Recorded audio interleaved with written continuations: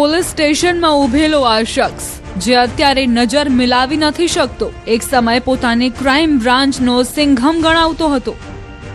માથે પોલીસની ટોપી, અંગ પર ખાખી વર્દી અને ચહેરા પર પોલીસનો રોફ, પણ આ રોફની પાછળ છુપાયેલો હતો એક રીઢો ગઠિયો, જેણે એક મજબૂર મહિલાની લાચારીનો ફાયદો ઉઠાવી લાખો રૂપિયા ખંખેરી લીધા।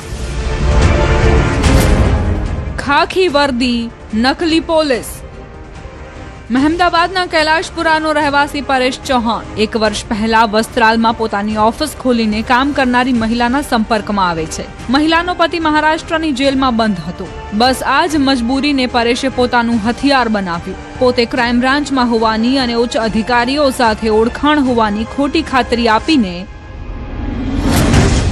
મહિલા પાસેથી 6 લાખ રૂપિયા પડાવ્યા।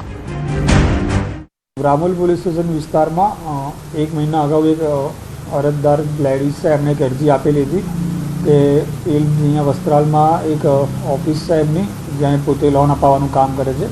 ત્યાં આગળ કોઈ ભાઈ છે જેનું નામ પરેશભાઈ ચૌહાણ છે, એ પોતે ત્યાં આગળ આવેલા હતા, પોલીસ યુનિફોર્મમાં હતા અને પોતે ક્રાઇમ બ્રાન્ચમાં નોકરી કરે છે એવી ઓળખ આપેલી હતી અને લોનના કામ બાબતે એ લોકોએ ઇન્ક્વાયરી કરી હતી।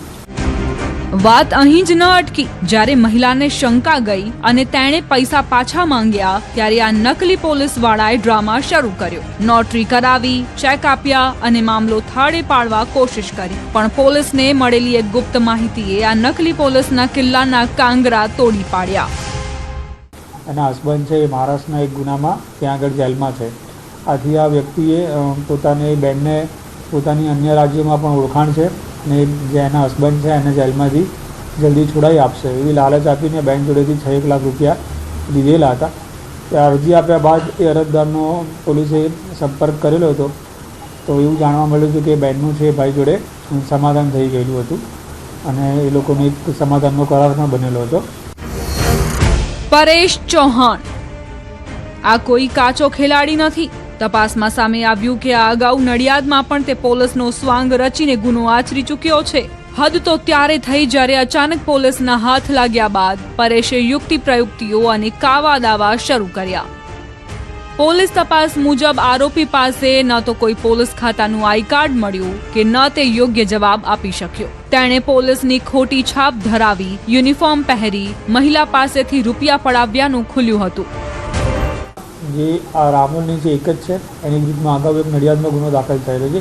જે મહિલા અરજદારે પોલીસ સ્ટેશનમાં અરજી કરેલી હતી, ત્યારબાદ એમની તપાસ ચાલુ હતી। એ દરમિયાન બી અગાઉ પોલીસ સ્ટેશન ખાતેથી મહિલાનો ફરિયાદ દાખલ કરવા માટે 1-2 સંપર્ક કરવામાં આવેલો હતો, પરંતુ પોતાનું સમાધાન થઈ ગયેલું, જેથી તે પોલીસની તપાસમાં સહકાર નથી આપતી। એને અમે પકડેલો હતો, એનું પોતાનું સમાધાન થઈ ગયેલું હતું, જેથી કરીને પોતે ફિનાઇલ પીવાનો સ્ટન્ટ કરેલો હતો। હાલ તો આ નકલી સિંઘમ અસલી લોકઅપની હવા ખાઈ રહ્યો છે। પોલીસે તેની વર્દી ઉતરાવીને હવે તેના પાપનો આખો કાચો ચિઠ્ઠો ખોલવાની તૈયારી કરી છે। અમદાવાદથી ઋત્વિજ સોની, ન્યૂઝ 18 ગુજરાતી।